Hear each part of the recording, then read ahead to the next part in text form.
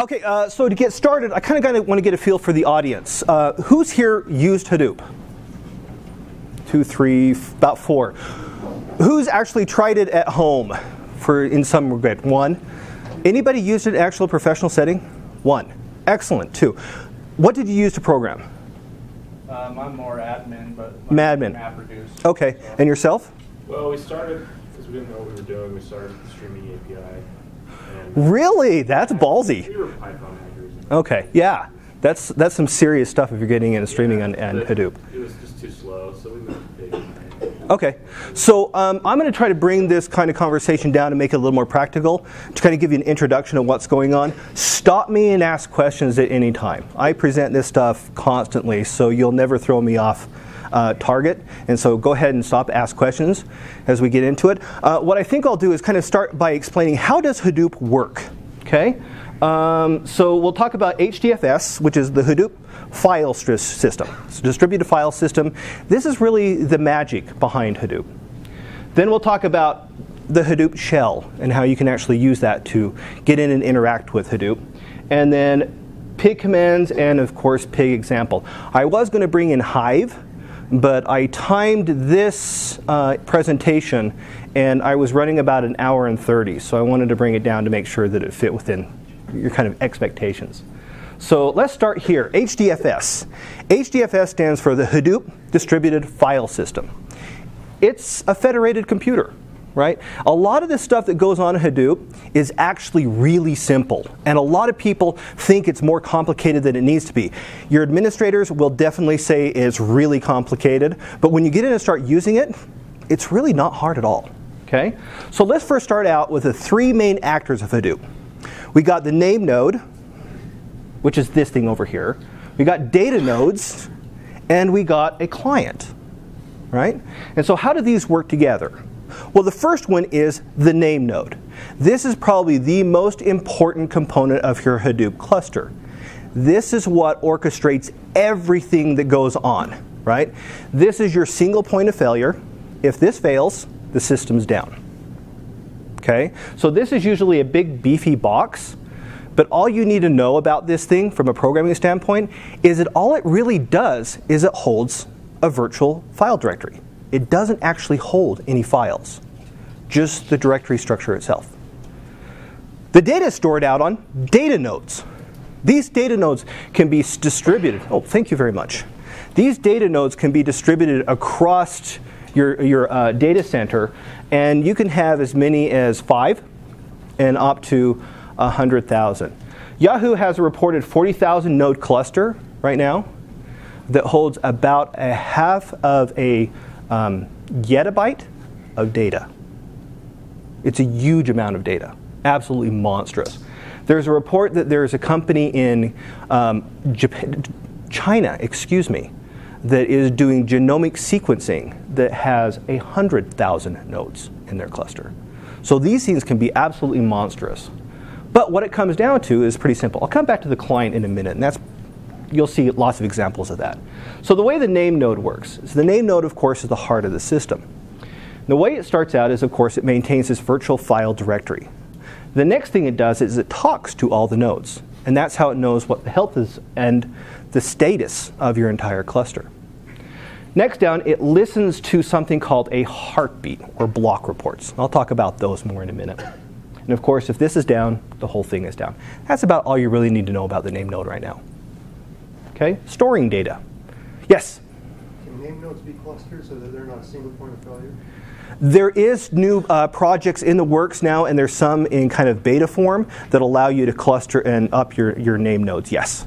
And that's definitely getting better. And as, of course, that part of the technology improves, these systems become much, much more reliable.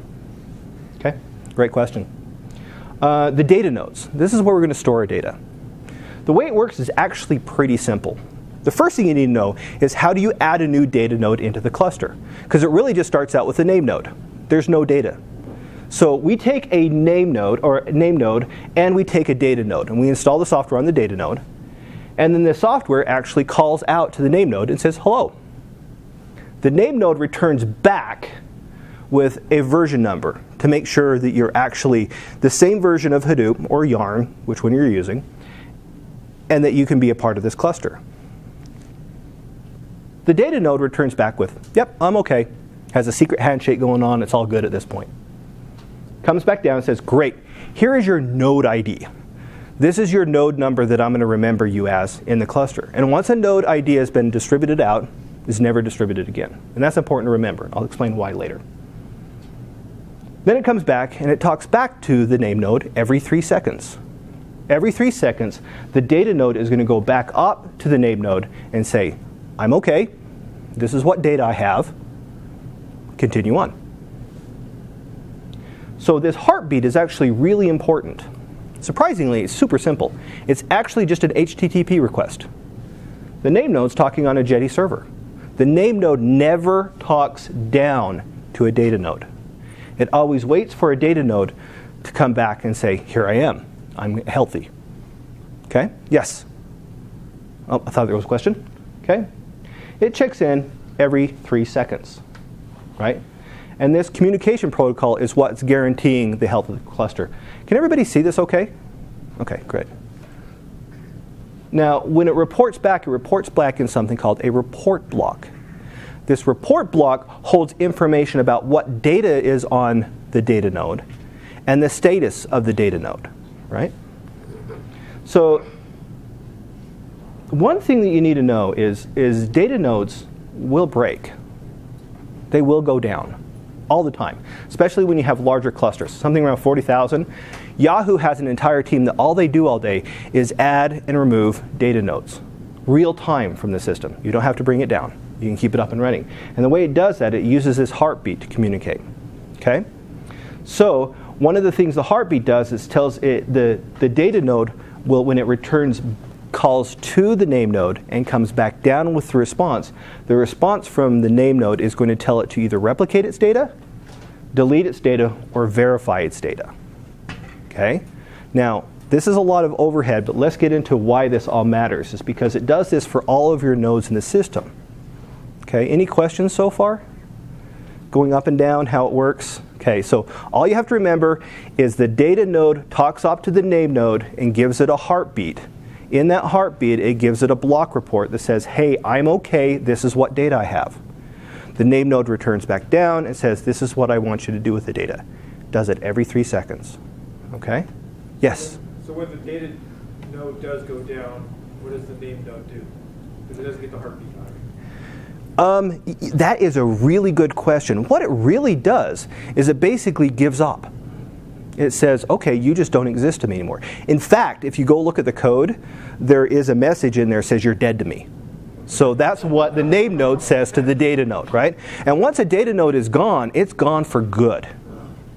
So is this rated then? No, it's just disks in a box. It's RAID 0.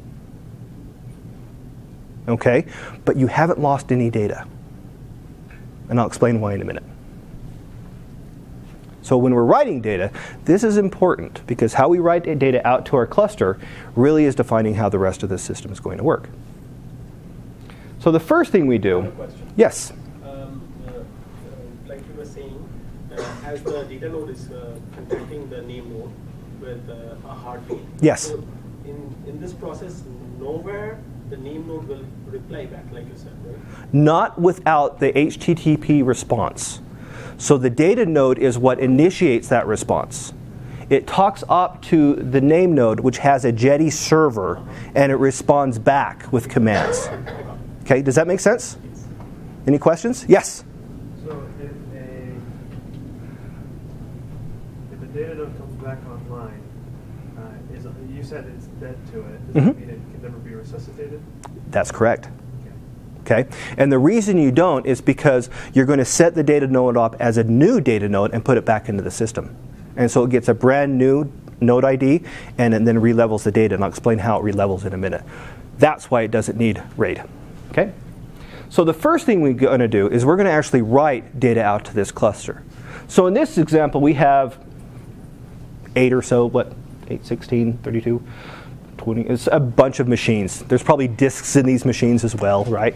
So what happens is we're going to give it a file. The first thing we're going to do is we're going to have the client talk to our name node and say, I would like to put a file out on the cluster, and this is the directory where I want to put it. The name node then responds by, okay, I'll just put an entry in my virtual file directory. And then it goes back to the client and says, break your file up into chunks, right? Usually they're about 64K, okay? These blocks then are broken up on the client, and then the client asks the name node, where should I put these blocks of data? The name node responds back and says, stream them out to these different data nodes. Okay? So it's going to stream this first chunk of data here, and the second chunk maybe over here, and the third chunk over there. I never know where it's actually going to write it, and actually I don't care. Okay? That's all configured by how the name node wants to distribute those sections of the file. Okay? But at this point, I have part of my file on one data node, part of it on another data node, and a third part on a third data node. Yes? What if, within that time period, one of those nodes had died?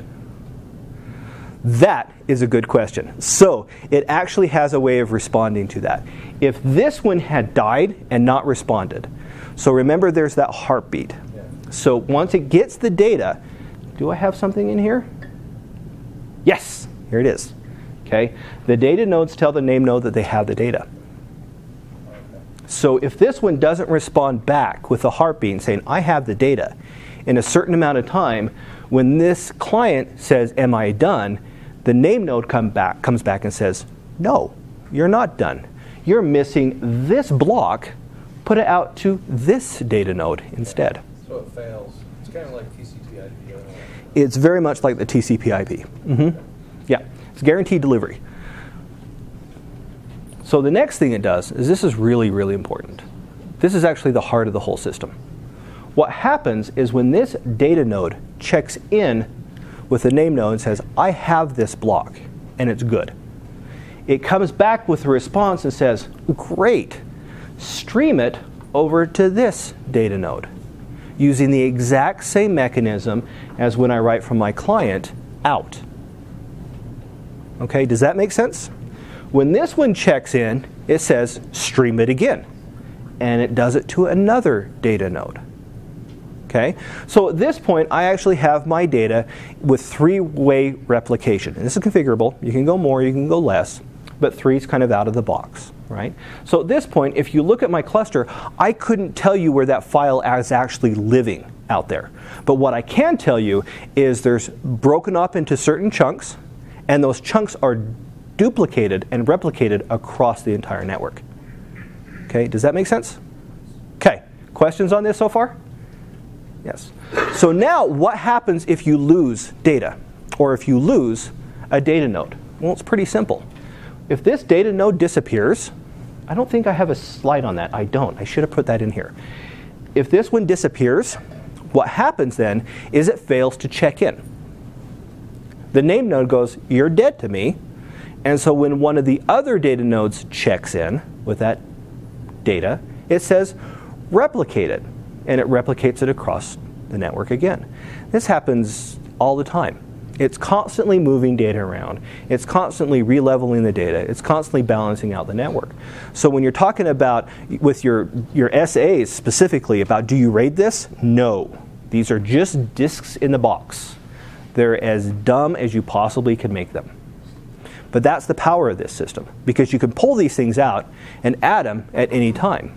I can add 4 more data nodes, and it would just simply relevel your data. Okay? Any questions on this? Yes?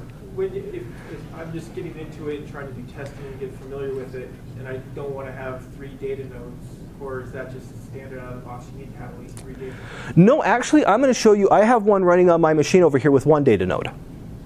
So you can keep it with less. Yes? Yes? In terms of memory and CPU requirements for these nodes, yes. They seem like they could be pretty lightweight. Right? They could be lightweight, but that's all depending upon your data requirements, right? So as you add more data, you may want to have more disks, right? We set up one where we had 7 terabyte drives on each node. But I'm talking about like RAM. Right, you do want to actually beef these things up. Nothing like your data node or your name node, but you want to beef them up a little bit, pretty much like a developer desktop type of configuration. And the reason is because you're going to actually use these to run jobs. Okay? And good grief, I actually don't have slides for that, so I'll add that in as well. So let me talk about how it runs jobs. Yes? Real quick, 3 is the minimum for HA, right? No, you can actually go less. You can go less, but it comes configured with 3. Yeah, and you'll see that with Hortonworks, Cloudera, and pretty much vanilla as well. Okay? So reading data. I'm going to come back to how the job works in a minute, but reading data is important. So when we're reading data, we basically go to our client, and the client goes to the name node and says, okay, I want to read this file. The name node returns back with a manifest. That manifest has an identifier of where all my blocks live that I want to get. Okay? And then it reads the first part of the block, and then it reads the second part of the block, and it reads the third part of blocks until it actually has read the entire file. Is that parallel? Sequence. Great question. So it writes in parallel, it reads in sequence. Right? So it actually writes faster than it reads. Okay? Any other questions? Is there a reason it doesn't do it in parallel? It seems like it could. You can actually, yes, you can, right? It's not configured that way. You have to go in and configure it, and there's some reasons why you wouldn't want to do that, especially when you're processing your data, especially when we start talking about MapReduce and how that one works. And I'll explain that one in a minute. That's a great question. I'll come back to that. Any other questions on this? Okay. Let's talk about actually what happens when you run a job.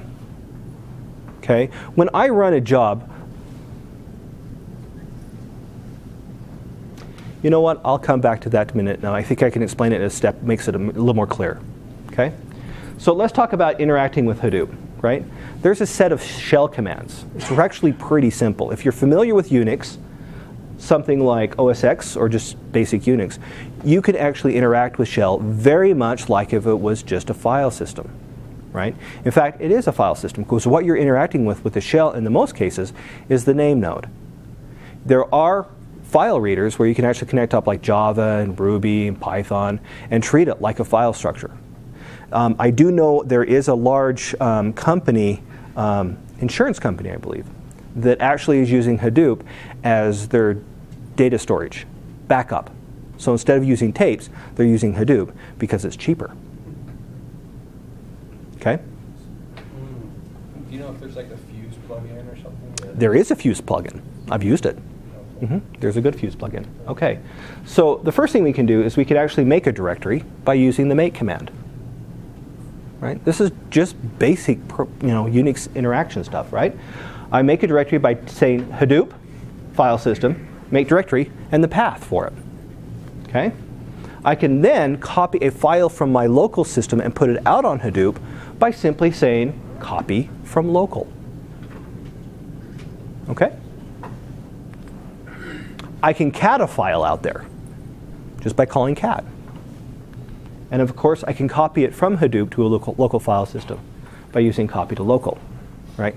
Be careful with this one. Right? Remember, Hadoop can store really, really large files. I had a 9 terabyte file that I actually tried to pull down locally, and it caused a little bit of problems. So you need to watch stuff like that. This is a list of them. All right? I use this as a cheat sheet. It's real simple to get in that and interact with Hadoop. Don't be afraid of it at all. Yes? Do you know if there's any difference between get and put versus copy to local and move from local? Yes, there is. I rarely use move because it removes it from the local file system in the process. Okay. Right? So copy actually makes a copy of it out to it, and then I can do what I want locally. I don't really like the HDFS messing with my stuff locally, so I really try to avoid that one. Okay. Does that make sense? Yeah, but the get and the put are the same thing. Get and the put are the same thing. Same exact thing. Yeah, and it's just convenience methods, really. It's just syntax sugar. Okay. So MapReduce. The first thing you need to think about is on MapReduce is the data structures, right? So when we're dealing with databases, We're dealing with object, no, so we have a table and we have a table and we have another table, and we show how those tables are actually connected. When you actually map out your database using DDL, you usually don't really consider about what data is inside of your table because it hasn't been loaded up yet. In Hadoop, you mix your DDL and your SQL together. So in reality, what you're doing is you can treat it like a database, and you can actually think of it like a database, but as a file system. And you have records inside of each one of your files. And then you can actually change the order of it. You can change the structure. And I'll show how to do that and why that's important in a second. But let's come back to an earlier question first, is what happens when you actually run a job? So I'm actually going to show some examples of some jobs running. On this example, it's pretty easy because I have a one-node system. So when I run my job, it actually puts the job out and runs it, and I get my results back. Pretty standard stuff. If I'm in a Hadoop system where I have data on all sorts of different data nodes throughout the cluster, what really happens is I take my job and it's broken down into little segments, parts of the job. That's code. That's Java code. And it actually compiles it into a jar and sends it out to the data node. And it tells the data node, run this job on that data, and when you're done, let me know. And it sends the same job to another data node. And now there's a race on. Whoever returns first wins. If somebody doesn't, we got one that's dead, and we got success. The key part about that is I don't bring the data to me to run it. I break my program up and I send my program out to run. Okay? Does that make sense? It's kind of a different way of thinking about things. Yes? So I have let's say I have a piece of chunk of data. Yes. Replicated across 3 data nodes, right? Yes. So what I do is I send the same jar to all these 3 and tell them that run this, and whoever sends me first, I take that. Yes, you do. Now, just to be clear, it's called the job tracker that does that, yes. Right? But that's exactly what happens. Yes. Where does the job tracker run? The job tracker can actually, I've had it running on a data node, and I've also had it running on the name node, and I've had it running on its own independent node. I usually like to have it on its own node, just because it's easier to manage from an SA type perspective. Okay, does that make sense? Good. Other questions about this? Yeah. Yes. What would happen, or what are the chances of if you divide those 3 chunks of data? Or what are the chances of them not coming back, and what would happen then? If none of them come back, you have a problem. Yeah. It's not going to run, really. But the chance of it not coming back is actually pretty minor. Yeah. Yeah. Okay. Any other questions before we move on? Yes. The job tracker communicates to the name node. Absolutely. It needs to know where those files and those chunks live. Mm-hmm. And then it runs the same jobs in parallel on each of the things, and then whichever one returns first, we'll take that result. Discards the rest. Right? That's right. Yep, and throws it out. Now, one of the things that's kind of interesting is I was working with a system where we had a huge amount of data. We were collecting more than 1 terabyte of data every 7 hours, I believe, and putting it out on the cluster. And we maintain 90 days worth of data, so you can get a good idea of how big the system was. And we were doing ad retargeting. So we were looking at people's behavior on the net, what sites they're visiting, what they're doing. And then we would run jobs. And we'd run these jobs to figure out who we'd really want to target ads to.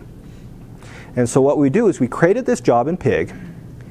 It broke it down and sent the job out to all the nodes. Now, when the job tracker breaks your job down, it doesn't just break one job and send it out to 3. And the next job and send it out to 3. It can do this chunk, this chunk, this chunk, and this chunk, and send them all out, and then merge them all together later on. When it does that, it actually exercises your entire cluster, right? And we had a new SA that had Nagios up and running on it. And we had 130 nodes, and we lit all of them up. Every single one of them was red, 100% CPU utilization. Fans were blowing like crazy. He was calling Sev1 errors. We got a problem here. We were like, this is awesome. We refer to it as painting the cluster red. And we like to do that on a regular basis. Okay? So don't worry about overusing your... Well, there is one case where you should worry about it. So I have a 5-node cluster at home. right? And I was running some machine learning algorithms on a pretty simple data set, but it was very CPU intensive. And it ran for about a day and a half before I got the results back. And because I was running it at home, we ended up with a $500 electrical bill for the month, okay? My wife was not happy, right? My neighbor also made a joke to be glad that the police didn't show up thinking I had a grow room in my basement. But no, it's just Hadoop, so it's kind of nerdy cool. Okay, so back to this, data structures. There's really 3 data structures you need to worry about in Hadoop. The basic ones, tuples and bags, okay? The basic ones are really basic, right? We got strings, integers, doubles, longs, bytes, booleans, fundamental data types. That's it. The other ones is tuples and bags. Tuples and bags are not as complex as they sound. Really all it is they're like JSON records, right? So this would be one tuple. I have the tuple name, raw data, and I have 2 elements inside of my record, right? Date, time, and seconds. That's it, okay? A bag is basically the same thing, but has one that's nested. That's it. Right? This is probably one of the most complex things about Hadoop programming, as long as you're not doing Java programming, so don't do that part. Okay, this is something I run into all the time.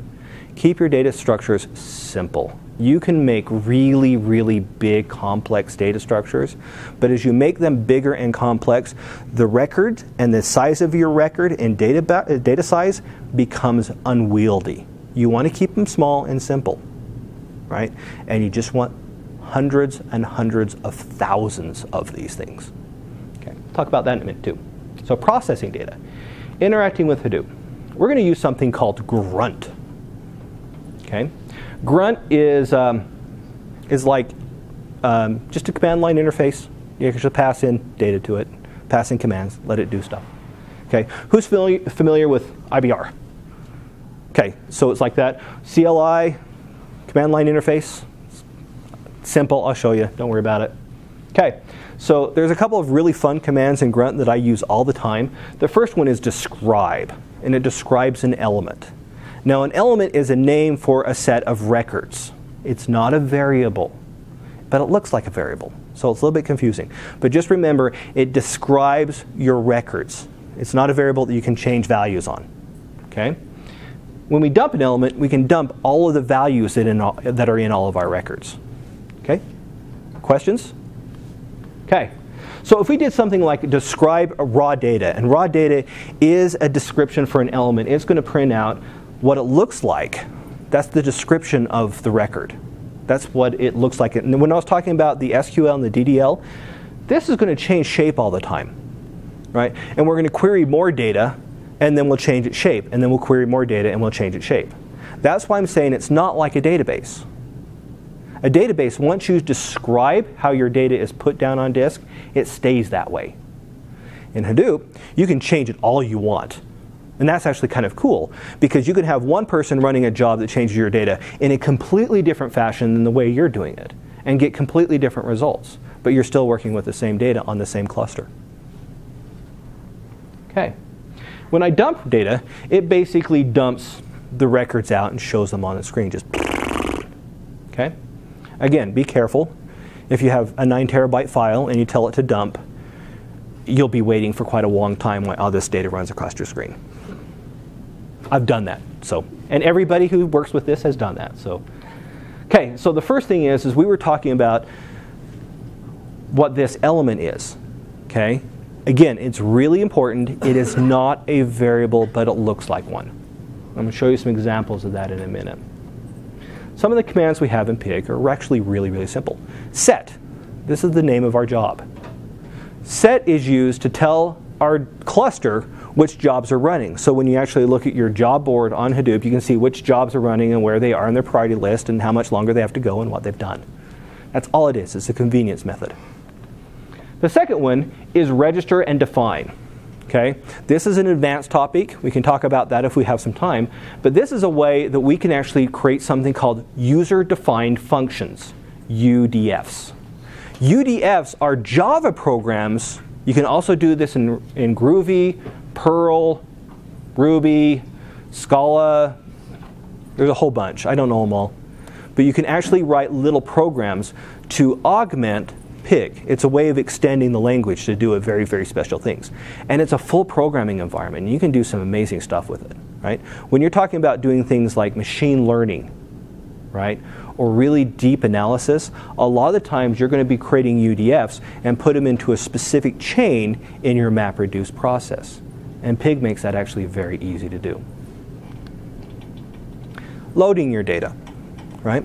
So when we load our data, we're basically going to say load this variable that we're going to pass into our script, which says this is the name, this is where it lives on our cluster. This is a file URI. This is where it lives. This is what talks to the name node and says where does this data live, okay? And I'm going to load it using something called Pig storage. And it's separated by tab. Now I can create my own storage mechanisms. So I can store things like images and sound and anything else you can conceive of, right? It is not limited to text in any way. But text is by far the most common. And most common is actually tab. But you could put a comma in there, you could put a space in there, any way you define your data. And you have unique data, like JSON, you could actually build a JSON storage. And there is a JSON storage, actually. Yes? So, hopefully not jump too far ahead, but how would you do a MapReduce on something like a sound or an image? That's great. So one of the things that I've actually worked with some sound files that way. And what we have is we load it in as a full record. One sound record is a sound record inside of Pig. Okay? And so we may have hundreds of those records. And then I take those records and I actually process them using a preprocessor user-defined function. And then I get the segments of the sound that I want out, or I break them down. But I can process them like a regular Java script. Okay? A Java programming, excuse me. Okay? Does that answer your question? Okay. So, and then we also can actually define what the fields look like. So in this one, we actually have an input that actually has a date, time, and number of items. This is a very common thing, right?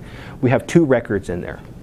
Now, once we have that, we basically want to do something called filter early and filter often. Okay?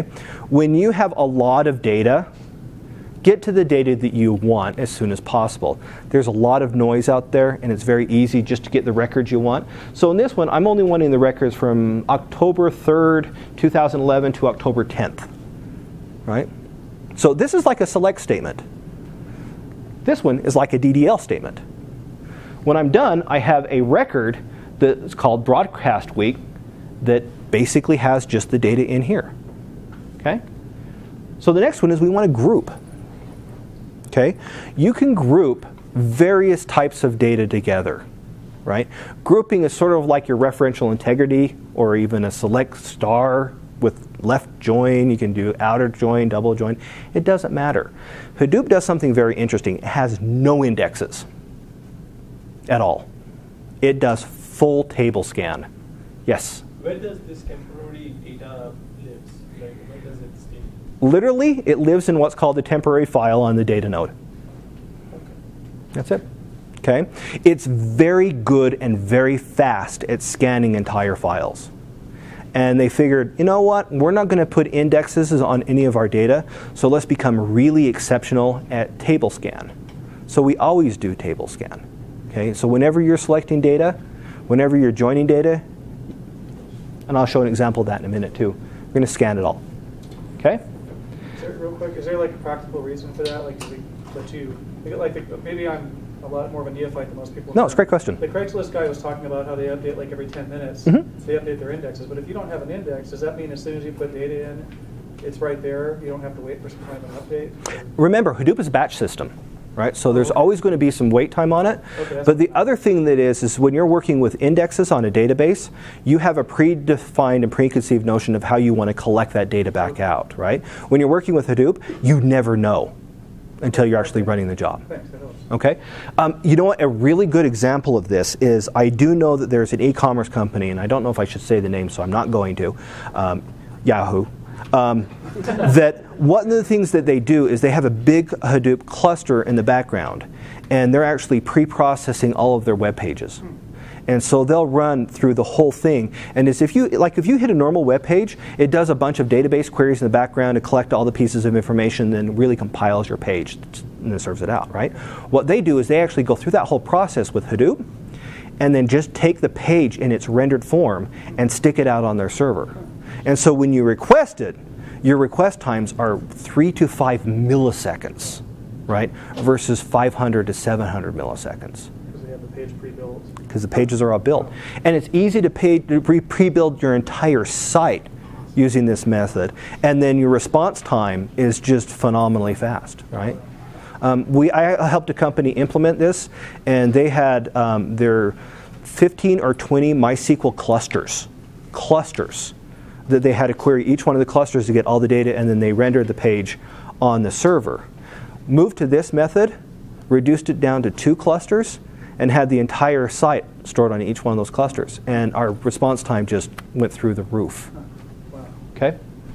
So the next thing is which one? Group by. So one of the things, we talked about this, didn't we? Yes.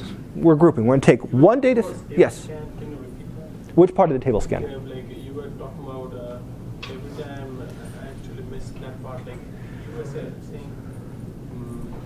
something related to table scan. Yeah, so Hadoop does what's similar to a table scan on a database. It never uses an index.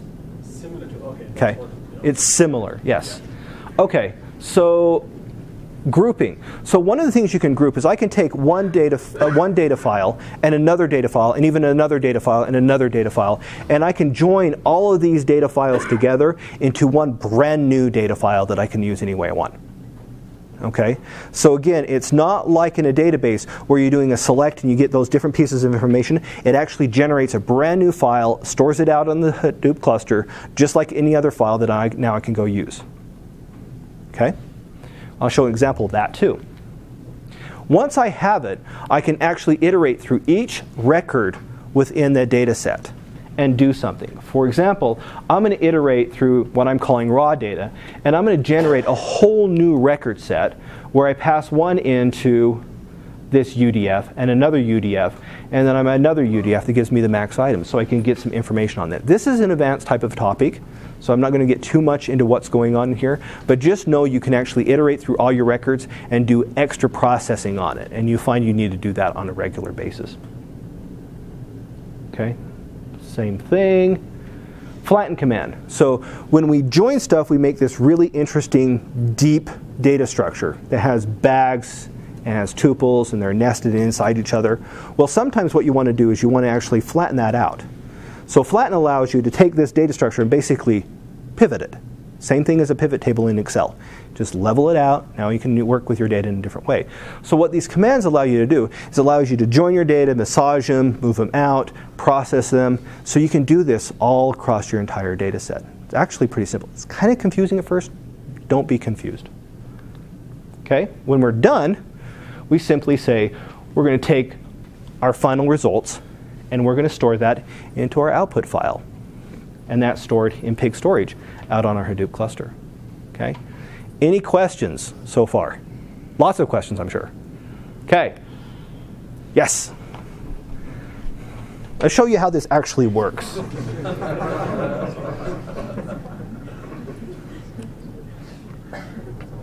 So here, can you all see that okay? Have I made that large enough?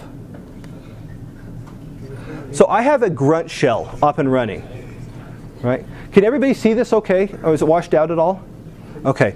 Bring these lights down a bit. Yeah, absolutely. I think it's going to turn them all off. We'll see. Yeah. Whoa! Or on. Okay, you turn them off.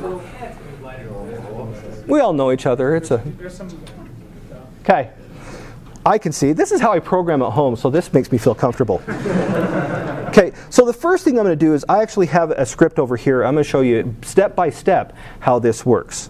So this first one is actually all I'm going to do is I'm going to take my register, and this is pointing to a local jar. It's a UDF, right? Can you increase the size on that? Absolutely. Better or more? A little bit more. More. There we go. Make it bigger. For the audience at home. For the audience at home, yes. Bigger or are we good?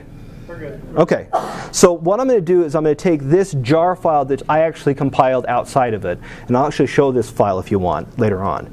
And then I'm defining different functions inside of that file with the define.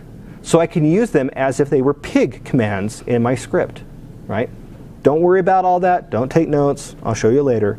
Let's get into stuff that matters, right? Now I have a local file called categories.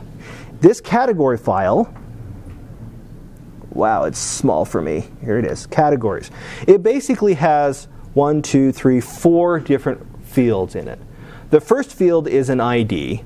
The second field is just a general description. The third field is another description. And the fourth field is the description I want to call each one of these.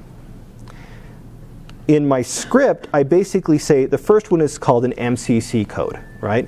It stands for merchant code. What I'm going to do is I'm going to actually show you how to create budgets for 100,000 people in about 3 seconds. Okay? So MCC code. The second one is the IRS category. The third one is the category that we named that we don't care about. And the third one is the subcategory, which I'm kind of concerned about. Okay? The next one is I have a data file, and I have 90 days worth of data for a bunch of people. And if I can see that, here we go. Question about the text file. Yes. Do you identify the delimiter, or how is that, or is it always has to be a certain type of delimiter? No, you can define your delimiter all you want. In fact, oh, please don't do this. Okay, it's a big file.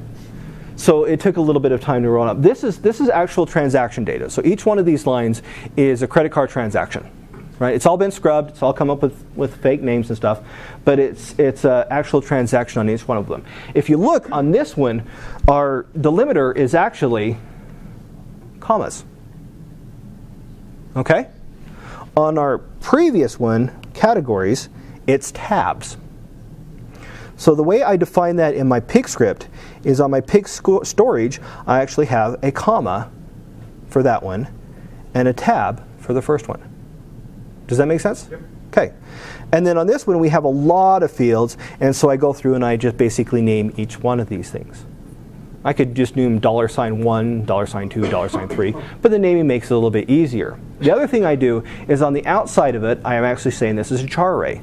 Same thing as a string, or a long, and a byte array. So pretty simple stuff, right? So this is basically what it's like is I've created 2 different tables. So now if I show you that, if I come in here and say categories, right? And I do,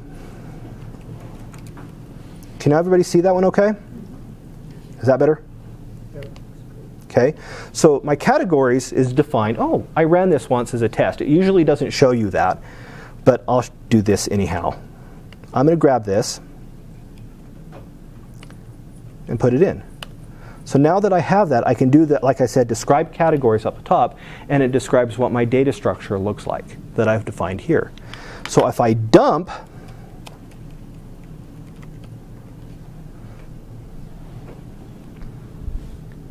you'll actually see the data. It's actually separated in this context with a tab, with commas. This is our ID, name, and the name we care about. And every time we see these parentheses, that's one record. Okay? So the next one is this really, really big one. Now, this big one has a different format and more records, but it's just basically doing the same thing we did previously. At this point, I actually want to take both of those and join them together. So on the first one, I have the raw data, which is actually the data itself, and there's one field named MCC, which is this very last field. On the first one, which is categories, I have MCC code. And they're of similar data types, and they have similar data. And so I basically say join those 2 together using the join command. Okay, so if I take that one, actually,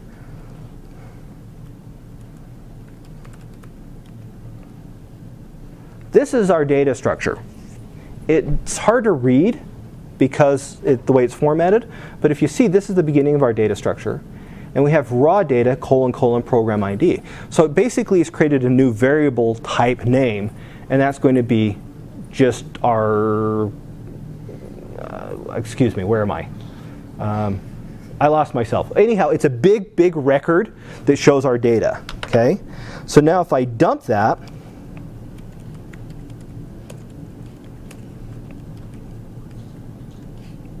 what it's doing now is actually going and loading up one record, loading up the other record, sorting both of them by basically parallelizing the whole thing out, taking the sort sections, joining them together, and creating a brand new file, and here's our output.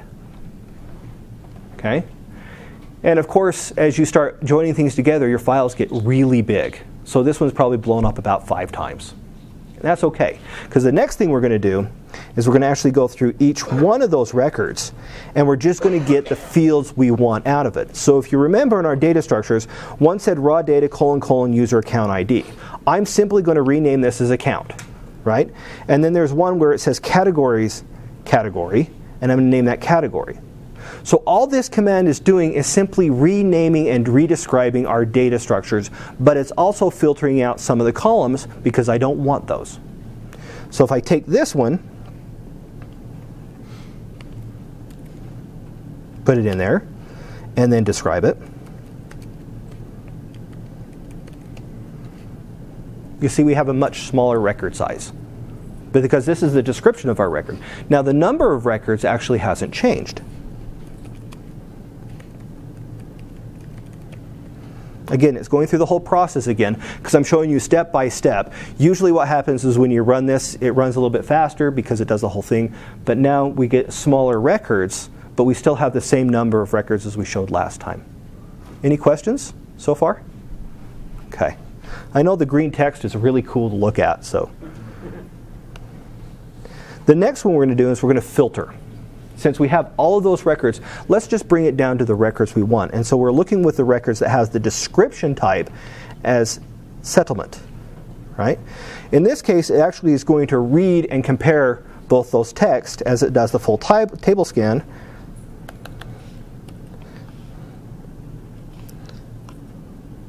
This is a long one, so I'm just going to copy it.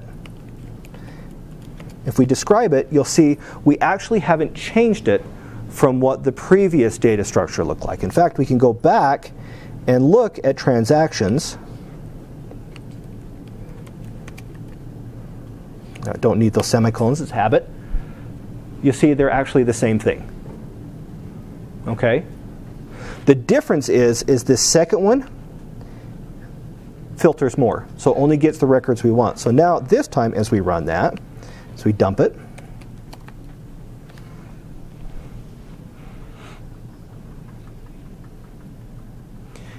it's a much smaller data set. So now we're working with just the data that we want in the format that we want.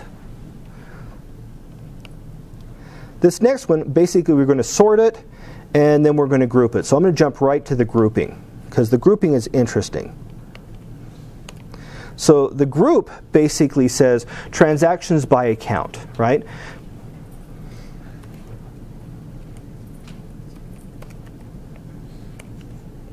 What happens on this one is if you look at it, we're now actually creating a brand new data structure where this one is named transactions by account. We have a group, which is a char array, right? And then this is the data inside of it. So this is describing the inner data bag, and we actually see that there's 2 different records inside of there. And if I dump that,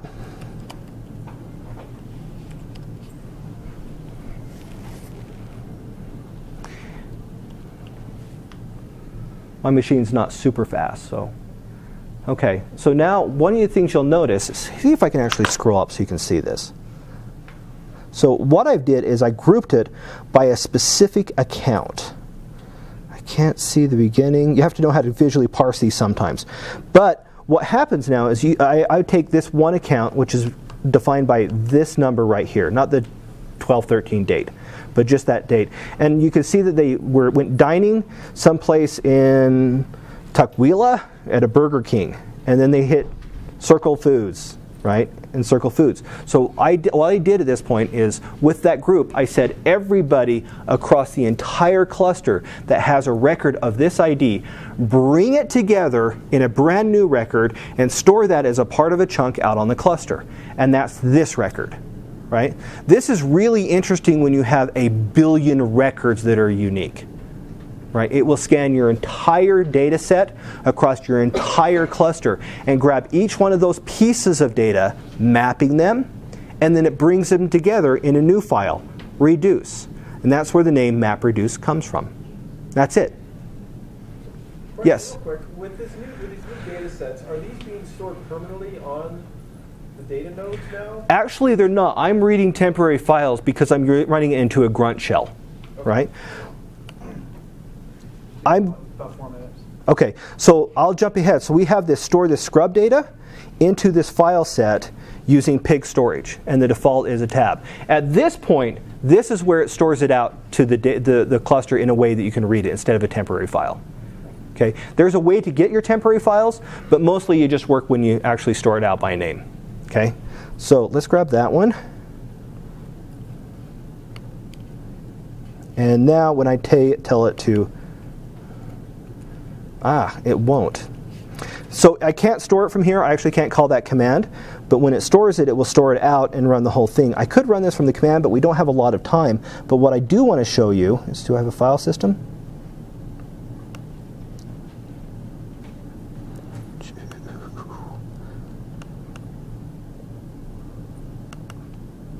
Oops.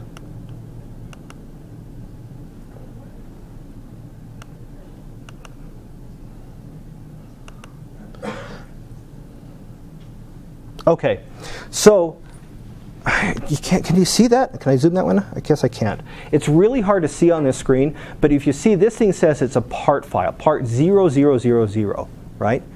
Remember those chunks I was telling you about at the beginning of the lecture? This is one of those chunks. Sometimes your results will actually have hundreds, if not thousands, of those part files. And you just collect them together, and those are your results. All right? Now, this is the thing about Hadoop. Hadoop doesn't give you a final mile solution, right? And that means you're going to have to take these kind of files and somehow process them in such a way that you can actually display them on a screen, put them out to a website, or whatever else you want to do with them. But it gives you this ability to do this big background, massive processing environment, okay? So I think that's probably about it for time. Is there any other questions? Yes? Is there any particular kinds of data and questions that Hadoop excels at, or conversely is not too great at? Yes, it's not real time. So if you have a problem that it deals with real-time data, it's not the right solution. There's something out there called HBase that addresses this to some degree, but Hadoop itself, Hadoop proper, is a batch system, and anything you can do with batch, it can do very well at. The one thing you have to remember is a lot of times if you have a small data set, it's probably easier just to stick with standard tools, but when your data set gets really big, when you're working with lots of data, that's where it's going to start to really excel. Yes? Oh, sorry, real quick, the lights are about to come on, so close your eyes. Okay. There, warned. Yes? Is there a way we can look at that UDF? Oh, of course. I'll put it up there, and in fact, I will talk about that with anybody who wants to afterwards. Yes? And I think that's it. Okay, thank you very much. Thank you. So, can I do anything to help?